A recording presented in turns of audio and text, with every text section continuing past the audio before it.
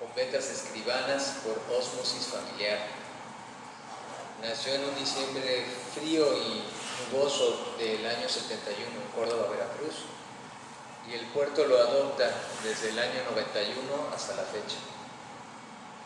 En la balanza de los años se inclina a ser más jarocho, aunque Córdoba se resiste a dejar fluir, por lo que él se define más bien como un jarovés o un cordorocho, tal vez. Entre otras actividades literarias, ha participado en el Centro de Creación Literaria de aquí mismo, que comparte con ustedes, de Cuento de Veracruz, recopilación de textos de todos los miembros del centro y en Puerto otros trabajos. Participó en esa antología. Tomó el diplomado en actualización de la narrativa actual en el año 2014, impartido por el CEBART. Asiste a la sala de lectura 500 años del IBEC, que la coordina el maestro Juan Carlos Ocampo,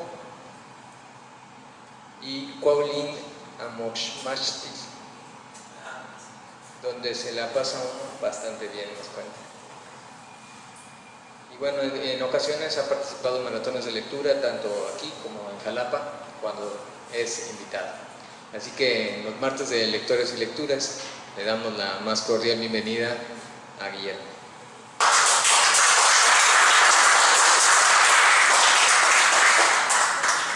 Muy buenas tardes, gracias por asistir. En esta ocasión vamos a presentar una novela corta de este señor que se llama Howard Phillips Lovecraft, y la novela se llama El caso de Charles Dexter Ward. Vamos a empezar con una breve reseña de quién es este señor, y qué mejor que en un libro que se llama El horror sobrenatural en la literatura de los escritos, hecho por él, donde me gustaría leerles un parrafito acerca de él. Dado la trayectoria mundana de un personaje recluso y poco atlético, apenas cuenta con sucesos excitantes, mis lectores no deben esperar que la siguiente crónica tenga mucho que pueda atraer su atención o despertar su interés. Y de no haber mediado un editor implacable, bien pudieran haberse ahorrado el suplicio. Nací en Providence, de pura cepa anglosajona, el 20 de agosto de 1890. Durante mis primeros años de existencia, mi forma de expresión fue oral antes que escrita, y mis gustos mucho más modernos que ahora. A tal respecto, hay que señalar que mis principales manifestaciones, hasta el verano de 1891, traicionaban una marcada afinidad con los versos libres que se componen en nuestros días. Este libro fue escrito en 1930, más o menos, 1930. En 1892, año en el que habría que datar mis primeras recopilaciones, mi carrera literaria comenzó a hacerse más ambiciosa. Habiendo dominado ya el arte del habla coherente y asimilado el alfabeto, me convertí en invertebrado recitador de poesía.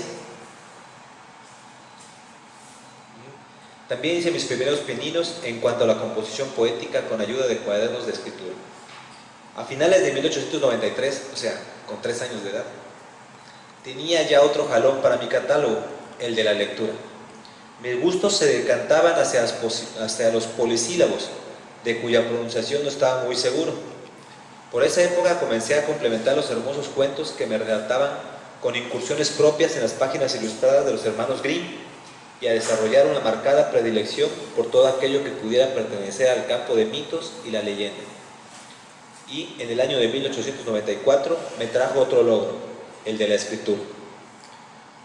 Este señor aprendió a leer y a escribir a los 4 años, y de ahí empezó una serie de enfermedades que le alejaban mucho de la escuela, no le permitían tener una educación constante, ¿no? Entonces él siempre fue muy autodidacta, ¿no? Él empezó a nutrirse de cuanto libro encontraba ahí en su casa, porque sus papás tenían una biblioteca así súper vasta, y de ahí pues le nace la inquietud, pues desde los 7 años, a empezar a escribir relatos y cosas acerca de astronomía y de ciencias ocultas, porque eso es lo que le llamaba la atención, por su inclinación a las leyendas y a los mitos tanto de la región, ahí en Providence. El estado más pequeño de Estados Unidos, que es el Rhode Island, allá en Nueva Inglaterra. Y pues digamos que le queda cerca Salem, entonces ahí también él como que se imaginaba todo lo de las brujas y todo ese tipo de cosas. ¿Sí? Bueno, si quieren ir a Providence, ahí hay una línea donde pueden ir a visitar esos lugares, que es lo que tiene cerca: Massachusetts, Boston, Plymouth, Newport y Providence desde ahí, ¿no? Algunos trabajos de él, por ejemplo, están marcados por las influencias que normalmente tiene todo escritor, ¿no? Pues son Las historias macabras de 1905 a 1920, influenciadas por Edgar Allan Poe, que puede ser La máscara de la Muerte Roja en 1842, y sus ejemplos serían La bestia en la cueva, 1905, él nació en 1890, tenía 15 años, y El extraño en 1821. El ciclo del sueño, 1920 al 27, influenciado por los textos de Lord Dunsany. La espada de Welleran, de 1908. Ejemplos: La llave de plata y Los gatos de Ultar, 1920. Y Los mitos de Tulu, que es por lo que más se le reconoce a este autor, ¿no? 1925, 1935. Influenciado por los textos de Arthur Machen, El gran Diospan, y Algernon Blackwood, Los sauces. Ejemplos: el que vamos a ver, El caso de Charles Stewart, en 1927 y 1928, La llamada de Tulu, en 1926, El horror de Dunwich y Las montañas de la locura. Ahora, este señor, de alguna forma, tanto que leyó y tantas cosas que vio, él hace sus resúmenes de las características que deben tener los cuentos espectrales o la ficción espectral, los cuentos sobrenaturales. Pues él se basa en eso que dice: la más antigua y poderosa emoción de la humanidad es el miedo, y la clase más antigua y poderosa del miedo es el temor a lo desconocido. De ahí parte, ¿no? Él todas sus historias, digamos que lo primordial es que a uno le dé miedo, ¿no? Tener alguna reacción en el lector que lo induzca a ese estado, ¿no? al de tener cierta zozobra, alguna cosa así. Y unas características podrían ser estas: es realista, ambiental y transgresora de leyes naturales. Quiere decir eso, que la gente en sus historias pues es gente normal, que vive en lugares muy normales, y de pronto llega un fenómeno que está todo fuera de todo lo que normalmente existe y transgrede esa naturalidad, ese ambiente, ¿no? Y ahí es donde se da el terror, ¿no? O el miedo que intenta transmitir en sus relatos, ¿no? Obviamente exige al lector cierto grado de imaginación, capaz de despegarse del día a día. Esto va de la mano también a la pericia con la cual él va a escribir, ¿no? O sea, en la cuestión del estilo y de la prosa que él utiliza, pues va a lograr que el lector entre en ese mundo que nos está narrando. O sea, crear en el lector un profundo sentido de miedo, una solapada actitud de escucha atemorizada. Viene siendo casi lo mismo, ¿no? La cuestión es que el narrador sea un cronista de los sucesos o de los fenómenos, porque en este caso, en el relato sobrenatural, lo importante es el fenómeno, qué tan malévolo pueda ser este fenómeno, y no tanto los personajes ni la trama. Ahí se basa más en el impacto que va a tener el fenómeno del cual nos va a hablar, ¿no? Luego, y una muy importante, que es sin intención didáctica o moraleja social, ni explicar los horrores al final por medios naturales. O sea, el horror que él trata de imprimir en este caso, viene de unas esferas más allá de la Tierra, ¿no? Una cosa así interplanetaria a lo mejor, o de dioses que jamás has conocido, y cosas innombrables, porque así también lo dice él, ¿no? Y no se va con la fácil de un final feliz, o de si haces esto puede ocurrirte esto, o sea, algún aprendizaje, no. Dependiendo de cómo vaya la trama, es si se va a un final bueno, un final malo. Ahora, como dicen ahí las redes sociales, o todos mueren, ¿no? O sea, de alguna forma. Ahora sí podemos pasar directamente al libro, ¿no? El caso de Charles Dexter Ward. Este libro sale en su elaboración de 1927 a 1928 y el año de publicación fue después de su muerte. Él muere en el 37 y lo publican en la revista Weird Tales, que esa sería la portada de ese año. Y los personajes principales del libro son Charles Dexter Ward, el doctor Marinus Bicknell Willett, doctor de la familia Ward, y Joseph Corbin, alquimista antepasado de Charles. Y ahí también hay una serie de personajes que van hilando toda la historia, ¿no? Pero esos son los personajes principales. El argumento. Charles Dexter Ward es un muchacho solitario aficionado a las antigüedades y a la historia de sus antepasados. Nació en Providence, Rhode Island, en 1900 aproximadamente. Sus investigaciones, cada vez más profundas, le llevan a descubrir un ancestro que le absorbe toda la atención, Joseph Corbin, al cual se ha tratado de borrar de los registros de la historia por relacionarlo con actividades de magia negra y alquimia desde el Salem del 1600 hasta su extraña desaparición en los años 1800. La obsesión de Charles por saber más acerca de este personaje lo sumerge en una serie de macabros hallazgos hasta descubrir en una casa de la misma localidad un cuadro del propio Joseph Corbin. La similitud física entre los dos es impresionante y la transformación de Charles es devastadora. El doctor Marinus Bicknell Willett, médico de la familia Ward, que ha convivido de cerca con Charles desde su nacimiento, se enfrasca en una investigación de locura, nigromancia e invocaciones de magia negra para ayudar al joven Charles y a su familia.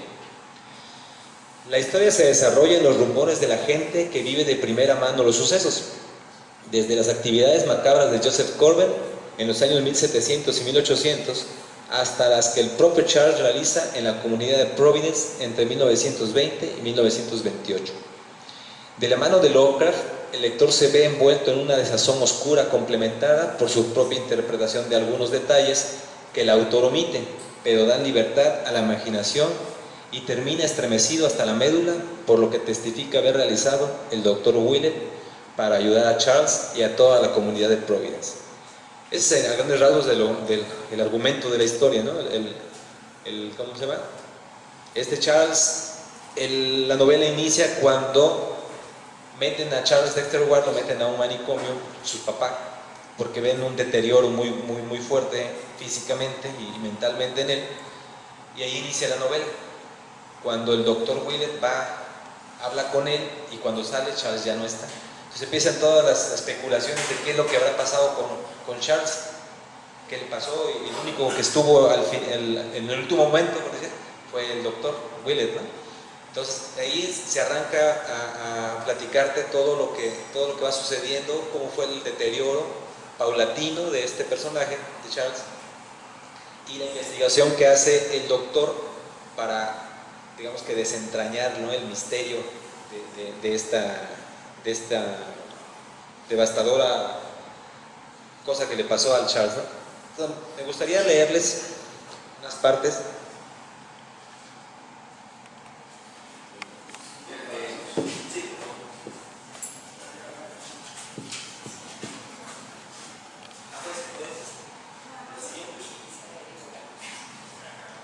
Así inicia el libro, con ese texto. Dice: las sales esenciales de los animales pueden ser preparadas y conservadas de un modo que un hombre hábil puede tener toda el arca de Noé en su propio estudio y reproducir a voluntad suya la forma de un hermoso animal a base de sus cenizas, y, con el mismo método, a base de las sales esenciales del polvo humano, un filósofo puede, sin ninguna nigromancia delictiva, reproducir la forma de cualquier antepasado que haya sido incinerado.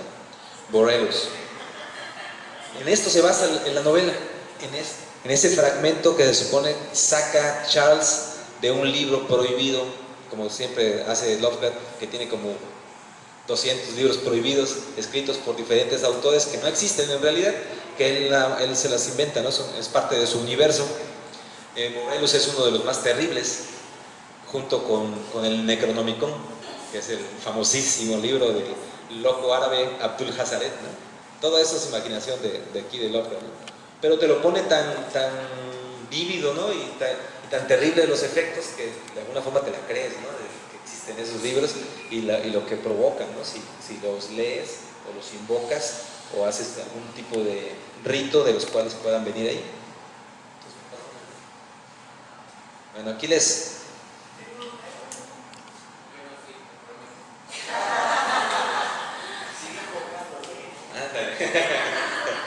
Bueno.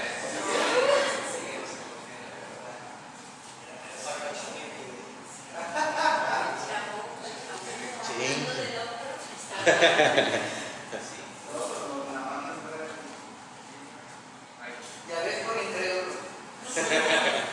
Bueno.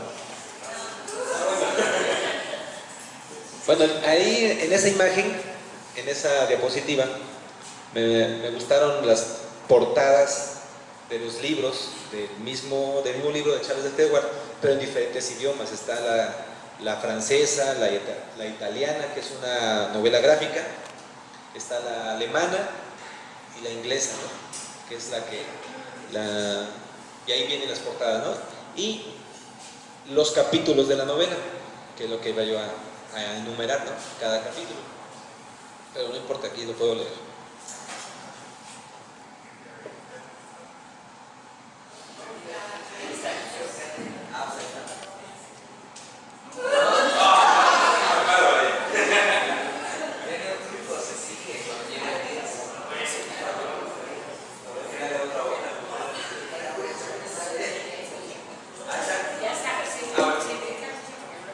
Ahí ven las portadas que les comento. Aquella es la italiana, la alemana, la francesa, la inglesa y la novela gráfica en italiano, ¿no? Entonces, y los capítulos son un resultado y un prólogo, un antecedente y un horror. Un resultado y un prólogo es el inicio de la novela, donde narra las características que ahora tiene Charles de Foucault y por qué fue que lo metieron ahí. Y de alguna forma, desde que nace, todo lo que a él le gusta, investigar acerca de sus antepasados, es un anticuario, le gusta conservar cosas antiguas. Es una novela en la que el personaje principal se parece mucho a Lovecraft, al real, porque así era él también, era todo retraído y pues, le gustaba más leer que andar socializando, ¿no? En el antecedente y un horror, ahí te narra la cuestión de cómo Charles descubre a este personaje, Joseph Corbin, y la línea de ascendencia que tiene con él. O sea, por parte de quién, ¿no? Es su algo, ¿no? Y empieza a investigar, y le llama mucho la atención el por qué no encuentra libros, por ejemplo, asentamientos en los libros oficiales, y encuentra páginas rotas. Se va mejor a las bibliotecas particulares, ¿no? Que le dan chance y le permiten ver a esos tipos de escritos. Se va a un instituto que se llama Essex, que no existe, pero que se encarga de todo lo paranormal. Entonces ahí encuentra muchas cosas. Y en la búsqueda y una evocación, ahí es cuando encuentra la pintura famosa de Joseph Corwin en una casa abandonada, por ahí cerca de su casa, que en la vida real fue la casa, la dirección es la casa en la que vivió Lovecraft. Una mutación, una locura, y ahí ya es cuando ya Charles está completamente cambiado por todo lo que tiene que hacer, todo lo que hace, todos los ritos y todas las invocaciones que él formula, y los papás están súper preocupados por él y le piden al doctor que le empiece a investigar, ¿no? que le ayude a ver qué es lo que puede hacer. Y una pesadilla y un cataclismo, pues es el desenlace de esta historia, ¿no? Entonces, a mí me gustaría leerles unos fragmentitos donde podemos ver las características que comenté al principio acerca del relato sobrenatural, y pues las podamos identificar, ¿no? Ya en el texto. Dice: de la clínica mental privada situada cerca de Providence, Rhode Island, desapareció recientemente una persona de características muy notables. Llevaba el nombre de Charles Dexter Ward y había sido recluido allí, a la fuerza, por un apenado padre que vio cómo la aberración iba convirtiéndose de una simple excentricidad en peligrosa manía, que implicaba a la vez una posibilidad de tendencias asesinas y un peculiar cambio en el aparente contenido de su mente. Los médicos habían confesado su desconcierto ante aquel caso, dado que presentaba anomalías de carácter fisiológico y psicológico al mismo tiempo. En primer lugar, el paciente parecía mucho más viejo de lo que sus 26 años permitían suponer. Es cierto que los trastornos mentales envejecen rápidamente, pero el rostro de aquel joven había adquirido la expresión que en circunstancias normales solo poseen las personas de edad muy avanzada. En segundo lugar, sus procesos orgánicos mostraban un extraño desequilibrio, sin precedentes en la experiencia médica. El sistema respiratorio y el corazón actuaban con desconcertante falta de simetría. La voz no pasaba de ser un susurro apenas audible. La digestión era increíblemente prolongada y las reacciones nerviosas a los estímulos corrientes no guardaban ninguna relación con nada registrado hasta entonces, ni normal ni patológico. La piel tenía una morbosa sequedad y la estructura celular de los tejidos parecía exageradamente áspera y desunida. Incluso un gran lunar de color oliváceo que tenía en la cadera había desaparecido, en tanto que en su pecho se había formado una extraña mancha negruzca. En general, todos los médicos coincidían en que los procesos del metabolismo habían sufrido en Ward una recesión de alcance incalculable. Entonces, aquí está el primer misterio, ¿no? Se engancha diciendo, bueno, ¿qué le pasó a este hombre que está tan así, ¿no? Entonces tú dices, bueno, esa es la primera característica, ¿no? Un suceso extraño que ataca a una persona normal, ¿no? De alguna forma. Y lo convierte en algo, como dice aquí, ¿no? Que está todo reseco, está todo raro. Sigue hablando aquí el narrador y te comenta que tiene también algunas cosas psicológicas en las cuales ya cambia hasta su lenguaje, lo vuelve más arcaico. Estamos hablando que aquí se supone que son 1925, 27 y se supone que en este caso Charles Dexter Ward habla como los personajes de 1700, ¿no? O sea que adopta la personalidad de su predecesor. Como se adopta, ajá, pero en ese momento los doctores no saben ni qué, ¿no? O sea, ellos solamente lo metieron, el papá lo metió ahí porque estaba viendo que se lo estaba llevando la tristeza al pobre hombre, ¿no? Y a ellos también, o sea, tanto al papá como a la mamá, porque en medio de ese descender, pues los arrastraba a ellos también, ¿no? ¿Por qué? Porque el Charles se le ocurre hacer un laboratorio en la parte alta de su casa y ahí empezar a hacer rituales y hacer invocaciones. Y la mamá se muere de miedo en la parte de abajo cuando escucha cuánta cosa, ¿no? La gente, la que lo iba conociendo, pues se sacaba así como que, bueno, ¿y este en qué momento envejece, no? Entonces se van dando cuenta de eso conforme pasa el tiempo y lo empiezan a ver mal, y él, con tal de seguir desagradando, porque hacía muchas cosas buenas para la comunidad, ¿no? Como para que lo aceptaran, se casa con una chava, con una mujer, pero se la quita a un novio, ¿no? A uno que ya tenía. ¿Por qué? Porque el papá de la chava trabajaba para él. Entonces le dijo, si no me casas con tu hija, casi, olvídate del trabajo, ¿no? Entonces el papá ahí hace sus cosas y sacan al novio y él se casa con la chica y el novio pues obviamente queda despechado y lo empieza a investigar. Y por medio del novio lo empiezan a espiar a Joseph Corbin y se dan cuenta que en una granja que tenía a las afueras de Providence, que se llama Pawtucket, se dan cuenta que ahí hace sus experimentos y que en la región se desaparecen cadáveres. O sea, de repente encuentran los hoyos en los cementerios, ¿no? Y que a Joseph Corbin le llegan muchos cargamentos de Europa con cosas raras y sarcófagos y sales y un montón de... Entonces la gente empieza a pensar, no, pues este cuate nos va a traer aquí una desgracia, ¿no? Entonces se arman de valor y hacen un tipo con antorchas y afuera este hombre, ¿no? Entonces llegan a esta granja y se meten a la malagueña, ¿no? Como quien dice, y empiezas a ver un soberano desastre dentro de la granja, que no, en realidad no te lo narra tan detallado, porque no saben exactamente qué pasó allá adentro. Más se escuchan gritos y se escuchan olores horribles y carcajadas y cosas, y cuando logran salir los que entraron, que se supone que ya acabaron con Joseph Corbett, dicen que esto nunca pasó, que esto se va a tener que borrar de la historia del lugar, ¿no?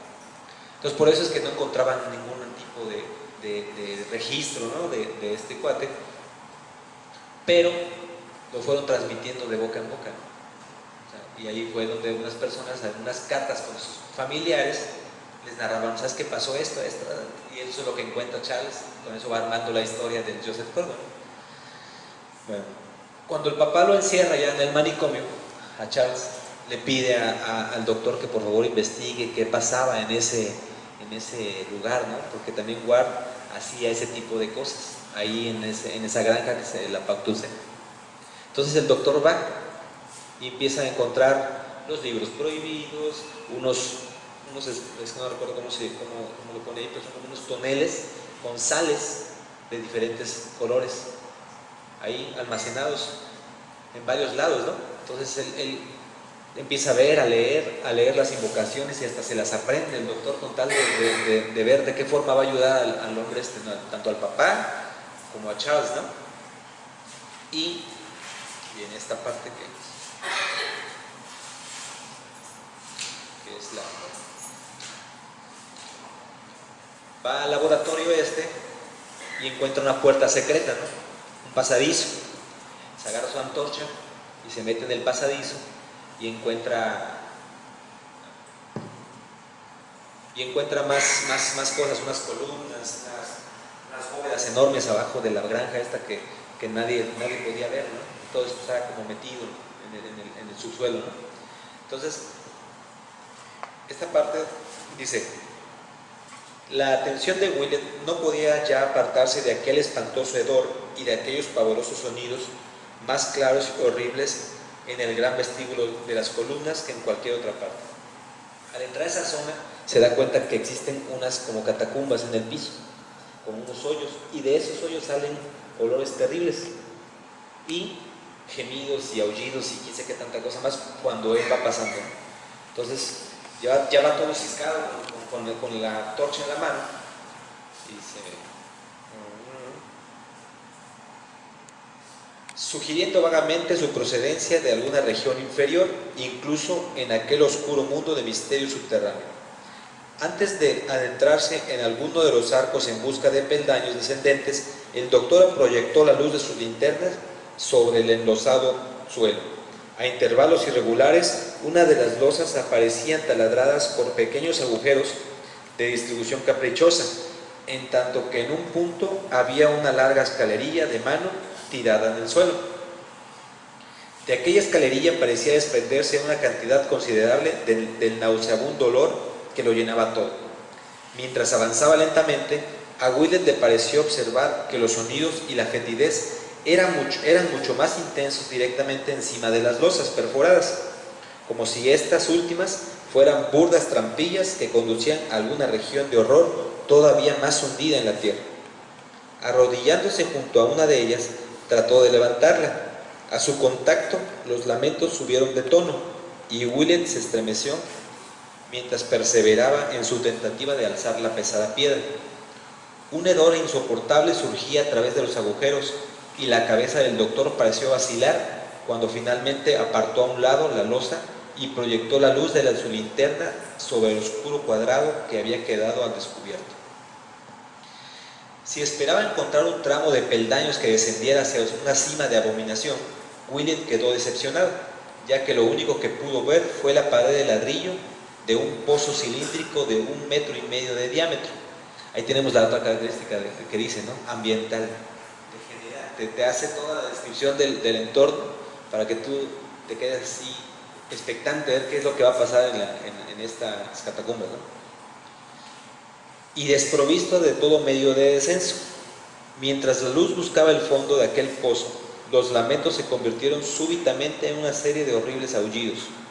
El explorador tembló, incapaz de imaginar el espanto que podía acechar en aquel abismo, pero inmediatamente reaccionó, reuniendo el valor necesario para asomarse al pozo e introducir la linterna en su interior, hasta donde le alcanzaba el brazo, para ver lo que había en el fondo. Durante unos segundos no pudo distinguir nada aparte de la viscosa pared de ladrillo, cubierta de musgo, hundiéndose indefinidamente en aquel semitangible miasma de lobreguez y angustiado frenesí. Y luego vio que algo oscuro saltaba torpe y frenéticamente en el fondo del angosto pozo, que debía encontrarse a 20 o 25 pies de profundidad. La linterna tembló en su mano, pero miró de nuevo para ver qué clase de ser viviente podía morar en la oscuridad de aquel pozo artificial, dejado allí por el joven Ward cuando los médicos se lo llevaron al hospital, y evidentemente uno de los muchos aprisionados en los numerosos pozos excavados en el suelo de la amplia caverna abovedada. Fuera lo que fuese, no podía entenderse en el reducido espacio de que disponían en el fondo. Pero Magnus Vignet Willett lamentó haber mirado de nuevo, porque a pesar de su larga experiencia como cirujano y su calidad de veterano de las salas de disección, desde entonces no ha vuelto a ser el mismo. Resulta difícil explicar cómo la simple visión de un objeto tangible de dimensiones mesurables pudo impresionar y cambiar a un hombre hasta tal punto. Lo único que podemos decir es que alrededor de ciertos perfiles y entidades hay un poder de simbolismo y de sugestión que actúa sobre la perspectiva de un pensador sensible y susurra terribles alusiones a oscuras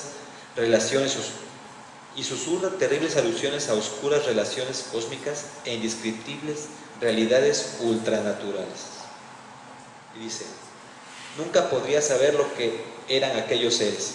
Semejaban entalladuras del diabólico altar, pero estaban vivos. La naturaleza no les había dado aquella forma, ya que se trataba de seres sin terminar. Al momento que este cuate ve el ser este que dice que es sin terminar, se le cae la linterna y queda completamente a oscuras.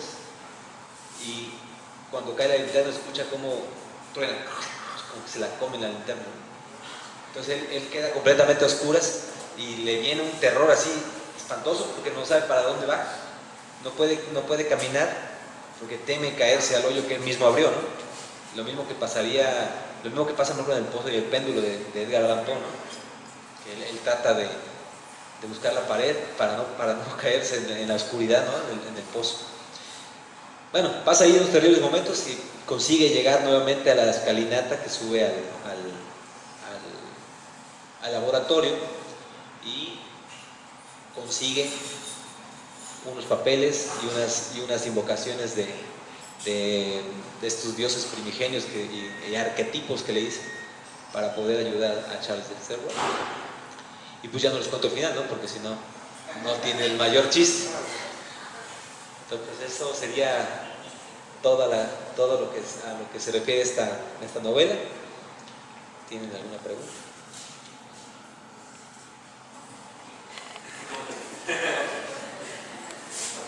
Bueno, tiene un ambiente de horror, pero aparte, si vemos que él quería preservar las células y la esencia animal, pues es el antecedente de la genética actual, que estamos en ese paso a hacer quizá algunas cosas horribles y unas cosas muy buenas en la medicina, pero estamos en eso y quizá guardando distancia puede ser una realidad pasados unos años, que en medicina 25 o 50 años no son nada. Sí, claro puede ser. En este caso, como es ficción, él se va más hacia el lado oculto, ¿no? de la magia, de la alquimia, de todo eso, pero tiene relación, obviamente, y pone a una persona de ciencia como una persona que no creía mucho en toda esta cosa del ocultismo. Sin embargo, tiene que creer. Pero es que en medicina hemos tenido etapas oscuras donde nadie creyó. La misma psicología, la psiquiatría no existía. era otras determinaciones, y mandar a una persona al manicomio y electroshocks era cotidiano, ¿verdad? Ahora, bueno, la enfermedad no tiene caso que se haya puesto viejo, se llama progeria, ¿verdad? Pero sí estamos viviendo esa época en esta época actual, para el beneficio de la humanidad y para muchos problemas que habrán de suceder y que ya lo verán nuestros nietos, ¿verdad? Sí, claro. Muchas gracias.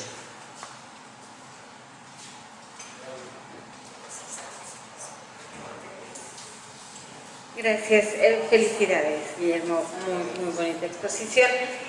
En relación al comentario también de aquí la compañera presente, es cierto, los relatos que yo he leído de Lovecraft interviene mucho lo novedoso. Tan es así que en algunos otros menciona para la época ya el teléfono celular.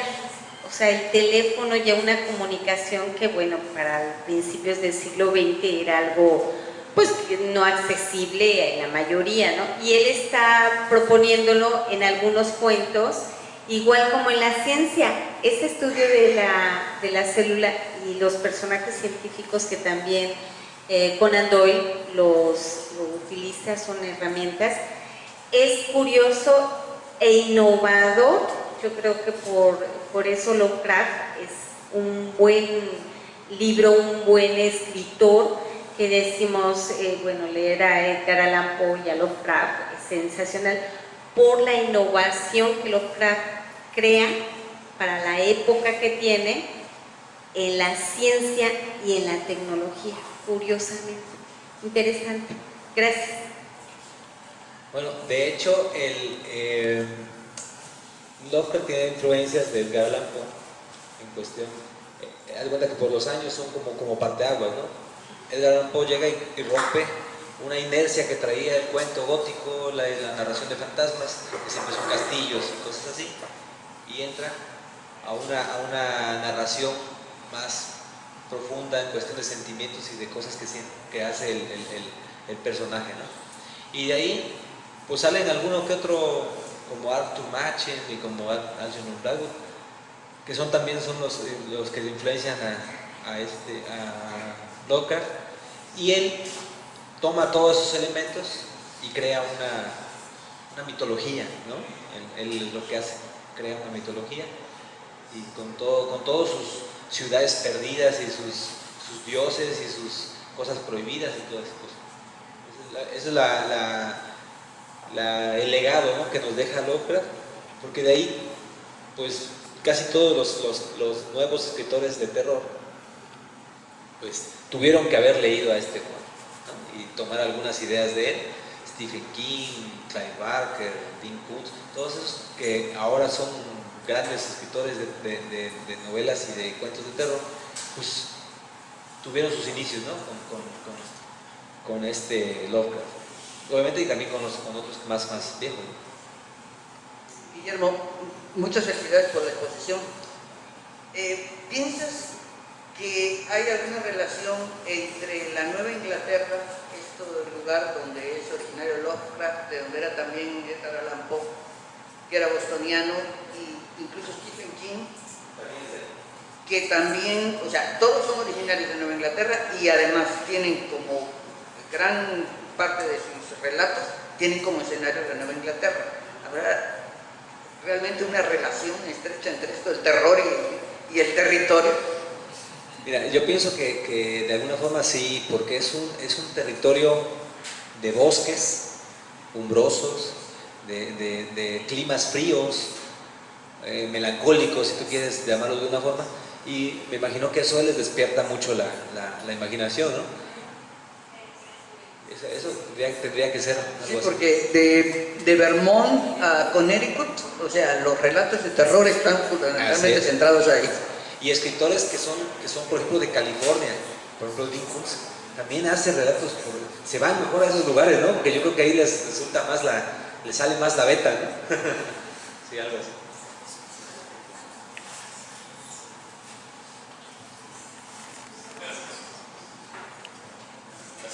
Yo le iba a comentar, yo leí ya tiene rato, La habitación cerrada, no sé si lo conocen.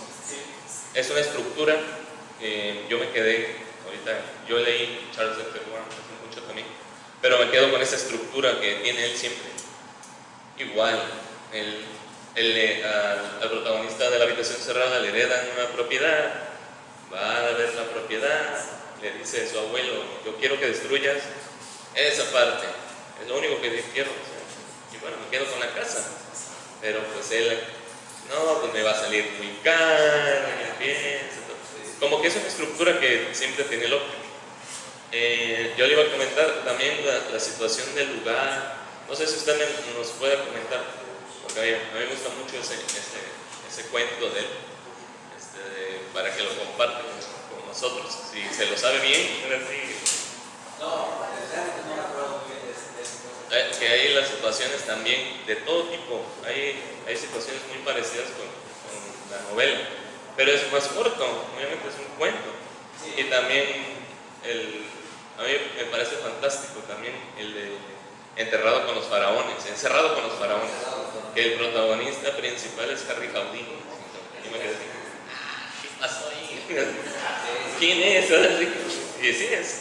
Y que gracias a eso, sus habilidades escapistas, todo eso, lo bajan así como que, sí, eres tan bueno, bueno, te vamos a enterrar allá abajo y a ver si sale. Sí, es Harry Houdini, ¿no? Claro. Yo creo que es una tendencia, ¿no? A todos esos personajes que también en su momento para él, para Lovecraft, lo impactaron, ¿no? Claro. Es vivo, ¿no? Pero en esa de la habitación cerrada, yo digo que tiene una estructura muy parecida. Es algo que... Sí, de hecho es, digamos que el sello, ¿no? De Lovecraft, ¿no? Es lo que comentaba usted también de lugares, de que de repente llega al lugar, así como, ¿dónde estoy? Así, yo nunca había pasado por aquí, crucé el puente y apareció esa ciudad, voy a ver qué hay. Empiezan a pasar un montón de cosas, y se va y de repente la niebla se llevó todo. ¿Qué pasó? Exacto. Son situaciones que siempre las aborda él y nos impacta, ¿no? Eso es lo que nos impacta. En la habitación cerrada, yo estaba leyéndola de noche, y hay una parte en que a uno lo lleva, empieza a oír, la persona, el protagonista empieza a oír un sonido muy característico, así. Y de repente se agarra la lámpara y empieza a ver, pero es de petróleo la lámpara.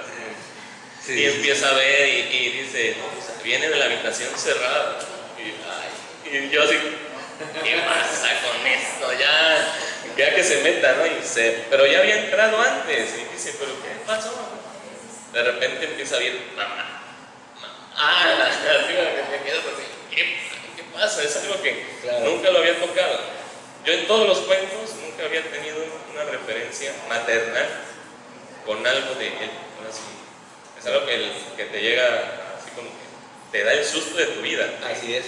Y como que maneja mucho el terror psicológico, ¿no? Que es eso, que es algo que, así es.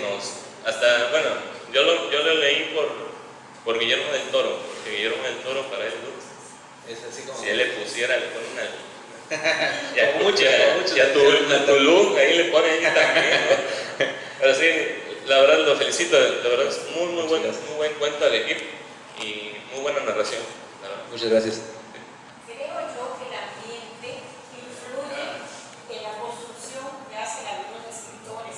Aquellos ambientes son ya todo un poco tenebroso, siempre hay neblina, hay castillos viejos y grandes leyendas y mucho frío a veces, donde la gente está más bien en su casa pensando mil cosas.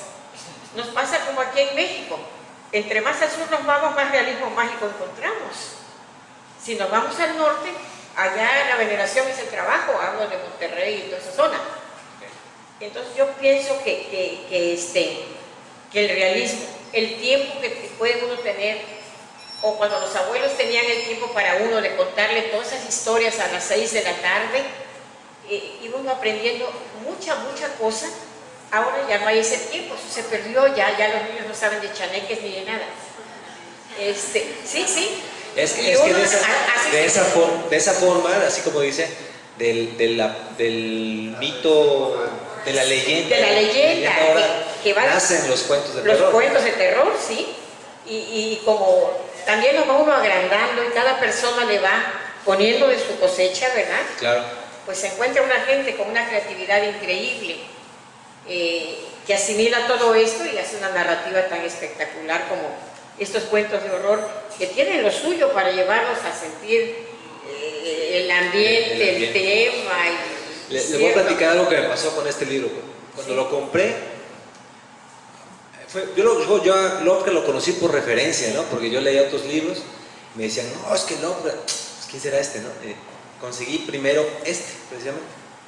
Ya me puse a leerlo. Yo vivía en el Floresta, vivía yo con 3 amigos que en ese momento no estaban, así casi se conjuntaron las cosas. Entonces me puse a leer, me dieron la 1 de la mañana y yo seguía leyendo, ¿no? Y lo más chistoso es que aquí vienen las invocaciones que hacen, ¿no? O sea, hasta en letras grandes, ¿no? Y se supone que son cosas terribles, ¿no? Entonces a ti como que te da mieditis, ¿no? Mejor me las salto, ¿no? Mejor no las digo, no vaya haciendo, ¿no? Entonces, en ese momento me dio sed, ¿no? Yo vivía en una casa de 2 pisos y nunca me he dado miedo a la oscuridad. Yo bajo y subo con la luz apagada y no tengo ningún problema, ¿no?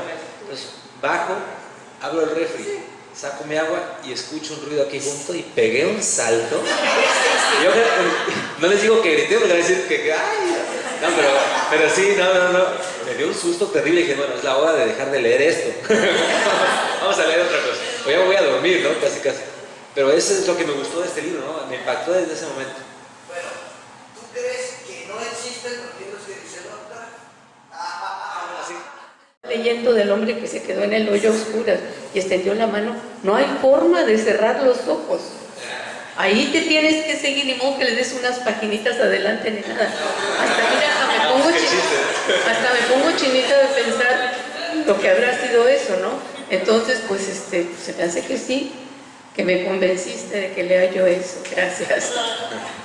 Sí, hay, por ejemplo, esa escena precisamente de cuando el tipo se le cae la linterna, es angustiante, dices tú, ¿y ahora qué voy a hacer? ¿O qué va a hacer este hombre, no? O sea, eso es lo que...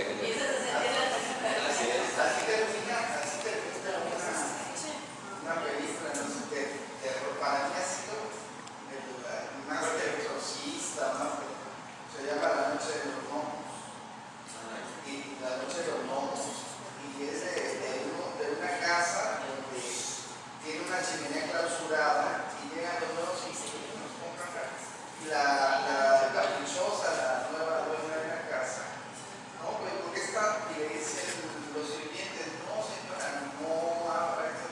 No, pero yo quiero que funcione, pues si yo me quiero calentar. Insisten, dicen que no. Y una vez que abren destapan la chimenea, empiezan a salir.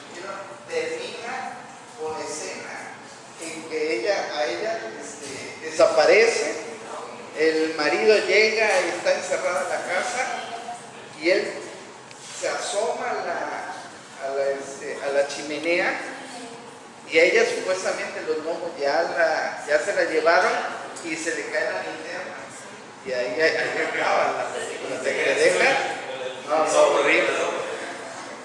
Hay una escena, por ejemplo, en las montañas de la locura, de este Lovecraft, en la que el tipo va por las montañas estas donde tienen unos pisos de hielo, donde se supone que están congelados unos dioses espantosos, y después escucha que lo siguen los famosos Shoggoths, y es una persecución que en realidad no ves a nadie atrás, ¿no? Pero el tipo va corriendo desaforado, ¿no?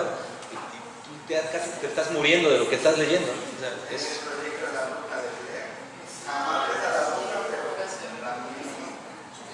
Le paso el micrófono a Juan Carlos. Gracias, Guillermo. Buenas tardes a todos. El género del terror y del horror, creo que es la primera ocasión que se expone aquí en esta martes de lectores y lecturas. Qué interesante. Allá en el Paralibros hay 2 jovencitos que tendrán 10 años y piden libros de espantos y de terror y de horror. Los únicos que se tienen a la mano es los de Allan Poe. no se puede tener todo. Cuando se le menciona a este escritor, lo desconocen. ¿Por qué? Porque es poco conocido, no está tan publicitado o comercializado. Uno. Dos, veo la portada de los libros. Si quiero convencer a una persona que por primera ocasión quiera ingresar al tema del horror y del terror, todas de una u otra forma veo que tienen vampiros, ven un cerebro ahí medio partido, y me llama mucho la atención el rompecabezas que sale de la cabeza del primero, que está en italiano. ¿Cómo puedo vender un libro, vender la lectura de un libro de terror y de horror a través de esas portadas? Y a su vez, ¿cómo puedo incitar al lector, al joven sobre todo, para que lean esos terrores y horrores? Pues, Gracias. mira, Lovecraft no es un escritor fácil de lectura. O sea, yo siento que no lo podrías leer a los 10 años, no te va a aburrir y de forma no le vas a entender o no lo vas a saborear como lo haría uno ya un poco más maduro en la cuestión de la lectura, ¿no? Edgar Allan Poe, por ejemplo, tiene algunos cuentos muy difíciles también y otros muy sencillos, que también crean el mismo efecto, ¿no? Tienen esa economía del lenguaje que tanto le alaban a Poe, y que con lo mismo igual te espanta, ¿no? Igual te estremece, igual todo. Digamos que el gusto por que te espanten, pues ya lo trae uno, ¿no? O sea, no sé cómo lo puedes adquirir en realidad.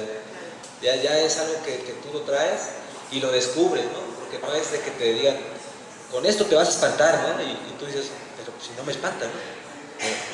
Pero eso ya lo trae uno, ya no sé de qué forma lo trae uno. La mayoría de los niños tienen esa fascinación terror, tienen el terror, pero tienen la fascinación de estar ahí. Así es. Entonces, pues ya sería cosa de como si fuera un ensayo de un error, ¿no? O sea, te doy a ver si te espanta, y si no te espanta, pues te doy ¿no? Y así, ¿no? Yo pienso que no hay una fórmula, digamos, para promover, digamos, una literatura como esta. Digo, muchos dicen que el horror y el terror podrían ser cosas diferentes, ¿no? De ahí que el horror y el terror, la finalidad es que te dé miedo, tan. Pero el horror utiliza generalmente un monstruo, un ente, algo que tú ves, que rompe ¿cómo se llama? Tu mundo, ¿no? Lo que tú piensas que es normal, esta cosa que viene ahí, arrastrándose, caminando, como tú le quieras poner, lo rompe, ¿no? Y te hace sentir, son sensaciones físicas, ¿no? Del horror. Y el terror viene siendo más sugerencias, o sugestiones, perdón, y cosas que piensa el mismo personaje, ¿no? Un ejemplo del terror, por ejemplo, sería el cuento de El Orla, de Ginny Maupassant, ¿no? Nunca sabes qué cosa es el Orla, sin embargo te mantiene en un vilo así de que llora, ¿qué pasa con este hombre, no? Bueno, eso tiene un trasfondo también, porque al hombre a Ginny Maupassant se lo estaba llevando la tristeza, ya se estaba volviendo loco. Entonces escribí esos relatos, porque él era de relatos casi de crítica social contra la sociedad francesa de ese año. Pero cuando empieza esa enfermedad, empieza a sacar unos cuentos de terror, ¿no? Me imagino que era sacar esa enfermedad, ¿no? Que ya traía. Entonces, hay un ejemplo como eso. O también digo yo, el ejemplo también de un monstruo así terrible. A mí me gusta mucho la novela de Eso, de Stephen King. Es un novelón que da miedo, nomás de verla, porque tiene muchísimas páginas, ¿no? Pero es muy disfrutable. y es muy terrorífica, casi, ¿no? Y su final es lovecraftiano, casi calcado. Esa es la cuestión. Te felicito, Memo, me uno a las felicitaciones de todos mis compañeros. Has despertado un gran interés en esta novela. Quiero resaltar 2 puntos de vista. El primero, me parece que la creación literaria es el precursor de los grandes inventos. Por lo que mencionas del teléfono celular, y remontándonos también a Ray Bradbury, la televisión plana que se menciona ahí, y todo eso me hace pensar que en la literatura nos dan un punto de apoyo para los investigadores de la ciencia. Y otra cosa que quiero resaltar también es, aunado a este interés que nos has provocado, creo que mucho de ello se debe a la lectura que nos hiciste, la forma en que describe todo lo que menciona, nos hace vivirlo, nos hace temerlo, nos hace sentir escalofrío nada más de estar escuchando todo lo que se va leyendo. Eso me parece muy importante. Felicidades nuevamente, Memo. Gracias, Felipe.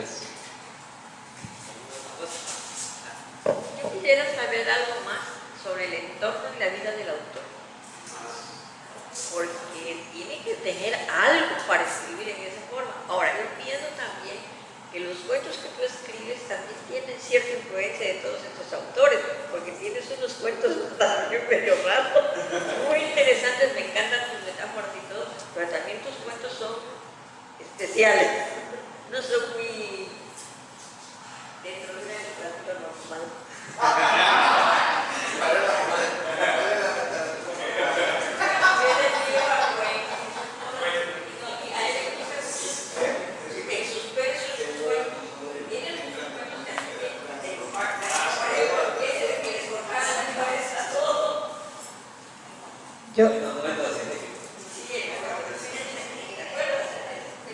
Muy bien, Guillermo. Yo lo único que puedo dar mi testimonio es que yo me he pasado una noche de insomnio por haber leído un cuento de él. Qué bueno, pero perdón. Bueno, Lovecraft es un niño enfermizo. La mamá me parece que muere cuando él es muy chico, y lo cuidan mucho su abuelo y unas tías, las tías clásicas así, casi vestidas de negro y solteronas, ¿no? Entonces, algo así. Y se muere el abuelo también, que era muy allegado a Lovecraft. Entonces tiene muchas pérdidas de alguna forma, y aunado a que la propia mamá y las tías le decían que era una persona muy fea, que por eso no iba a brillar en sociedad, casi, él como que se mete todavía más en su interior, ¿no? O sea, él busca, y su afición a la lectura, por la tremenda biblioteca que tiene en su casa, del abuelo precisamente, pues dice: de aquí soy y ya no me importa más lo que hay afuera, ¿no? O sea, por eso es que ya también decide no ir a la escuela, él solo hace sus estudios. Y con 13 años de edad, él tiene una revista de astronomía que circula ahí en Providence, y de ahí que se vuelve hasta maestro en toda esta cosa de la astronomía y de la historia, ¿no? Porque a él le fascina todo eso. En este libro, que me gusta mucho, hace una recopilación, ¿cómo se dice? Una recapitulación desde el cuento gótico, con autores y reseñas de los cuentos, hasta él. O sea, a él no se pone como el bueno, ¿no? Simplemente llega hasta Arthur Machen, a Jürgen Blackwood, y uno de sus discípulos con los cuales Dicen que era una persona que escribía muchísimas cartas, se carteaba muchísimo con sus amigos. Cuentan por ahí que más de 10,000 cartas escribieron en su vida. Con 37 años de edad murió el hombre, no, 47 años. Uno de sus discípulos fue Robert Bloch, el autor de Psicosis. Él lo aprendió del bueno, ¿no? Y también Robert Bloch tiene una cantidad terrible de historias, ¿no? Y de libros. Afectísimo, suyo afectísimo, que es la historia del Ripper, Jack el Destripador, todo ese tipo de cosas. ¿Tantan? ¿Alguien más quiere decir algo o cerramos la sesión? ¿Cerramos la sesión? Bueno, pues ha logrado el cometido en cuanto a invitar a leer este género de literatura, y también por lo que he visto, porque no conozco tus cuentos, que como escritor pues logras generar este tipo de emoción en los lectores, así que qué bien que estás tan puesto en tu universo, en tu mundo de búsqueda, de exploración. Y bueno, le agradecemos entonces muchísimo a Guillermo Geno Heredia su participación, que no sea la primera ni la última. Y